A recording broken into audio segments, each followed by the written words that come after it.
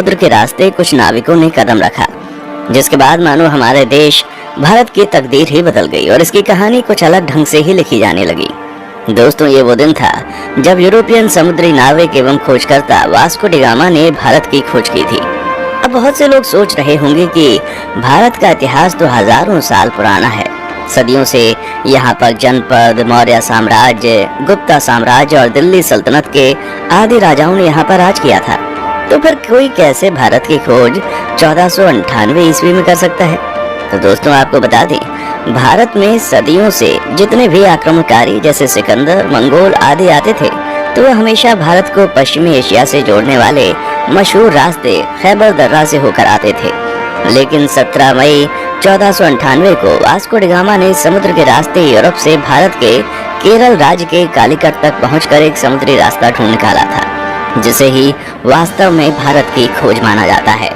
दोस्तों, आपको बता दें, उस समय भारत अपने कृषि उत्पादों के लिए बहुत ही ज्यादा मशहूर हुआ करता था। विशेषकर मसालों जैसे कि काली मिर्च, इलायची, दालचीनी आदि के लिए बहुत प्रसिद्ध था, जिस कारण उस समय भारत के साथ व्यापार करने के लिए यूरोप तथा अरब के देशों के बीच होड़ लगी रहती थी। लेकिन उस वक्त एशिया के प्रमुख देशों जैसे भारत, चीन, म्यांमार आदि के साथ व्यापार केवल स्थलीय मार्ग से ही होता था, जिसे सिर्फ मुस्लिम शासक एवं व्यापारी ही इस्तेमाल किया करते थे और मुस्लिम शासक उस मार्ग से यूरोपियों को व्यापार नहीं करने देते थे। लेकिन जब यूरोपीय लोग भारत में आने के बारे में और यहाँ की दौलत के बारे में सुनते थे, तो वे भारत पहुँचने के लिए और भी उत्सुक हो जाते थे। इसलिए व्यापार मार्ग की समस्या को खत्म करने के लिए कई यूरोपीय देशों ने यूरोप और भारत के मध्य एक समुद्री मार्ग खोजने का प्रयत्न शुरू कर दिया। मगर कई सालों के प्रयासों के बाद भी कोई सफल नहीं हो सका, क्योंकि उस समय यूरोप में समुद्र को लेकर तरह तरह की अफवाहें उड़ती रहती थी। जैसे कि कई लोगों का मानना था, अगर समुद्र में नाव को बहुत दूर तक ले गए तो नाव समुद्र के अंतिम छोर पर जाकर गिर जाएगी। इसलिए कुछ नाविक समुद्र में बहुत लंबा सफर नहीं करते थे। लेकिन फिर 1960 के दशक में पुर्तगाल के शहर सीन्स में जन्मे वास्को डी गामा ने भारत का समुद्री मार्ग ढूंढकर यूरोप के सामने व्यापार का एक नया दौर शुरू कर दिया और हमेशा के लिए इतिहास के पन्नों में अपना नाम दर्ज करा लिया। कैसे शुरू हुआ था भारत को खोजने का सफर? दोस्तों, वास्को डी गामा का जन्म 1960 के दशक के आसपास ही पुर्तगाल के सिंस में हुआ था। उनके पिता एस्टेवा भी एक अच्छे नाविक एवं समुद्री खोजकर्ता थे। वास्को डी गामा का सारा बचपन अपने पिता के साथ एक नाविक और यात्रा के माहौल में बीता था। फिर सन 1480 में वास्को डी गामा ने अपने पिता का अनुसरण करते हुए पुर्तगाली नौसेना में वो शामिल हुए। यहीं पर उन्होंने नौचालन का एक एडवांस तरीका और लंबी समुद्री यात्रा करना सीखा। फिर उस समय पुर्तगाल के राजा हेनरी, जिन्हें हेनरी द नेविगेटर के नाम से भी जाना जाता था, उन्होंने उत्तर और पश्चिम अफ्रीका में कई सफल समुद्री यात्राओं तथा खोजों को आर्थिक सहायता एवं संरक्षण प्रदान किया था, जिस वजह से बहुत से नाविक नए नए द्वीपों को ढूंढने की कोशिश किया करते थे। इसी के चलते 1487 में पुर्तगाल के ही एक प्रसिद्ध खोजकर्ता बार्टोलोम डायस ने अफ्रीका के दक्षिणी सिरे तक यात्रा करके ये पता लगा लिया था कि हिंद महासागर और अटलांटिक महासागर एक दूसरे से जुड़े हुए हैं। जिसके बाद डी गामा, जो समुद्री यात्राओं एवं खोजबीन में गहरी दिलचस्पी रखता था, वो जानता था कि यदि हिंद और अटलांटिक महासागर अफ्रीकी भूमि के अंत में जुड़ते हैं तो वो अफ्रीका से दूर दक्षिणी कोने पर मौजूद केप ऑफ गुड होप के माध्यम से भारत तक पहुंचने का मार्ग खोज सकता है। जिसके बाद 8 जुलाई 1497 को वास्को डी गामा ने 4 जहाजों और 170 आदमियों के दल के साथ पुर्तगाल के लिस्बन शहर से अपनी यात्रा शुरू की।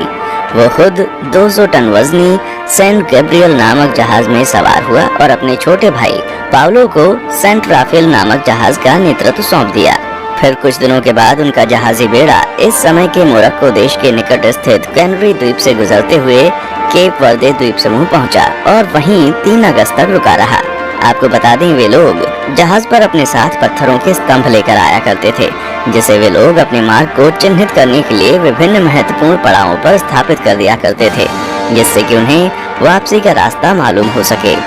वास्को डी गामा ने गिनी की खाड़ी की तेज समुद्री धाराओं से बचने के लिए अटलांटिक महासागर में एक लंबा चक्का लगाया और फिर केप ऑफ गुड होप के दौरे के लिए पूर्व की ओर एक मोड़ ले लिया। ये भारत की खोज में उनकी पहली प्रमुख सफलता थी। फिर 7 नवंबर को उनका बेड़ा आज के दक्षिण अफ्रीका में स्थित सेंट हेलेना बे में पहुंचा। उस समय सेंट हेलेना बे का मौसम बहुत खराब था। वहां बहुत तेज हवा और समुद्री लहरें चल रही थी। जिस वजह से वास्को डी गामा का दल अगले 22 नवंबर तक आगे नहीं बढ़ सकता था। लेकिन फिर भी कुछ दिनों बाद मौसम अच्छा होने पर उन्होंने यात्रा करना शुरू कर दिया और वे केप ऑफ गुड होप पहुंच गए, जहां पहुंचकर उन्होंने इस जगह का अच्छे से दौरा किया। दोस्तों आपको बता दें, जब Vasco da Gama Cape of Good Hope नामक स्थान पर पहुंचे तो तभी उन्होंने महसूस किया कि उसका भारत तक मार्ग खोजने का सपना हकीकत में तब्दील हो सकता है। और फिर मार्ग को चिन्हित करने के लिए पहले के भांति वहां एक पत्थर का स्तंभ स्थापित किया और फिर आगे की यात्रा की तैयारी करने लगे। केप ऑफ गुड होप के आगे की यात्रा उन्होंने 8 दिसंबर को शुरू की थी और क्रिसमस आने तक वे दक्षिण अफ्रीका के नटाल तट पर पहुंच गए। अलग अलग नदियों को भीतर और बाहर से पार करते हुए डी गामा का बेड़ा धीरे धीरे मोजाम्बिक की ओर पहुंचना शुरू हुआ। इस बीच वे लगभग 1 महीने तक कहीं पर रुके और जहाजों की मरम्मती का काम किया। फिर 2 मार्च 1498 को डी गामा का बेड़ा मोजाम्बिक द्वीप पर पहुंच गया। जब डी गामा अपने दल के साथ मोजाम्बिक की धरती पर उतरा और वहां के निवासियों से मिला तो उन्हें लगा कि ये पुर्तगाली जहाजी भी उन्हीं की तरह मुसलमान है, इसलिए उन लोगों ने उनकी खूब मदद की। डी गामा का मोजाम्बिक में पड़ाव डालना काफी उपयोगी सिद्ध हुआ। वहां उसे समुद्र के किनारे बंदरगाह पर सोने, चांदी तथा मसालों से भरे हुए 4-5 जहाज दिखाई दिए। उसकी मुलाकात ऐसे स्थानीय लोगों से भी हुई जो कभी कभी भारतीय समुद्री तटों की यात्रा करते थे। इससे वास्को डी गामा को पूरा विश्वास हो गया कि वो उचित दिशा की ओर आगे बढ़ रहा था। उसे उस दिशा को समझने में भी मदद मिली जिधर अब उसे आगे बढ़ना था।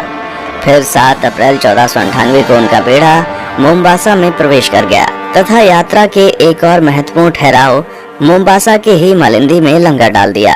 मालिंदी में डी गामा की मुलाकात कांजी मालम नामक एक ऐसे गुजराती नाविक से हुई जो भारत के दक्षिण पश्चिम तट के कालीकट जाने का मार्ग जानता था।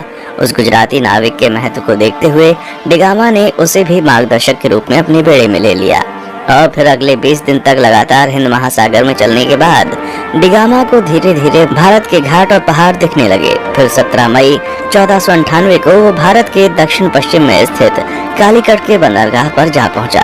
कालीकट में स्थानीय राजनयिकों द्वारा वास्को डी गामा का काफी अच्छी तरह से स्वागत किया गया।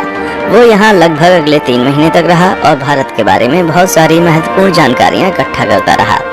दोस्तों वास्को डी गामा के भारत आने और उसके कालीकट में उतरने के बाद भी कई ऐसी घटनाएं हुई जिसके बारे में अभी भी लोगों में सहमति नहीं हो पाई है, लेकिन हम अपने किसी और वीडियो में उसके भारतीयों के साथ किए गए जुल्म और अत्याचार पर अलग से वीडियो बनाएंगे।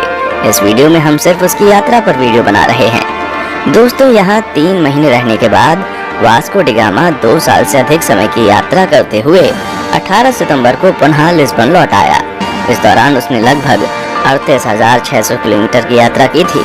और दोस्तों आपको बता दें कि इस लंबी साहसिक यात्रा में उसके कुल 170 साथी थे, जिसमें से 116 की यात्रा के दौरान मृत्यु हो गई थी। वास्को डी गामा की इस उपलब्धि से पुर्तगाल के राजा बहुत खुश हुए थे तथा उन्होंने उसे दूसरी बार फिर से 1502 में भारत की यात्रा पर भेजा था। इतिहासकारों का मानना है जब डी गामा विभिन्न प्रकार के भारतीय मसालों और रेशम के साथ अपने देश पुर्तगाल लौटा तो उसने केवल मसाला बेचकर ही यात्रा पर खर्च किए गए पैसों से 4 गुना ज्यादा पैसे कमा लिए थे। दोस्तों फिर 1524 में वास्को डी गामा की मृत्यु कालीकट में ही तब हो गई जब वो अपनी तीसरी यात्रा पर भारत आया हुआ था और कई इतिहासकारों के मुताबिक उसकी मृत्यु का कारण मलेरिया था। दोस्तों जब डी गामा ने यूरोप और भारत के बीच का समुद्री मार्ग खोज लिया था तब डी गामा का नाम पूरे यूरोप में बहुत मशहूर हो गया था और उसकी उस साहसिक यात्रा की चर्चा सभी यूरोपीय देशों में होने लगी थी तथा धीरे धीरे अन्य देशों ने भी उसी खोजे गए रास्ते से अपने अभियान भारत भेजने शुरू कर दिए थे, जिस वजह से पुर्तगालियों के बाद डच, डेनिश, ब्रिटिश और फ्रांसीसी भी भारत आना शुरू हो गए थे। उसके बाद आगे के दशक में भारत में जो भी हुआ वो हम अच्छे से जानते हैं कि कैसे भारत इन यूरोपीय देशों की कॉलोनी बन गया। दोस्तों आज के लिए बस इतना ही, फिर मिलते हैं एक और वीडियो में। तब तक आप हमारे चैनल को लाइक, शेयर और सब्सक्राइब जरूर करें। और आप किस टॉपिक पर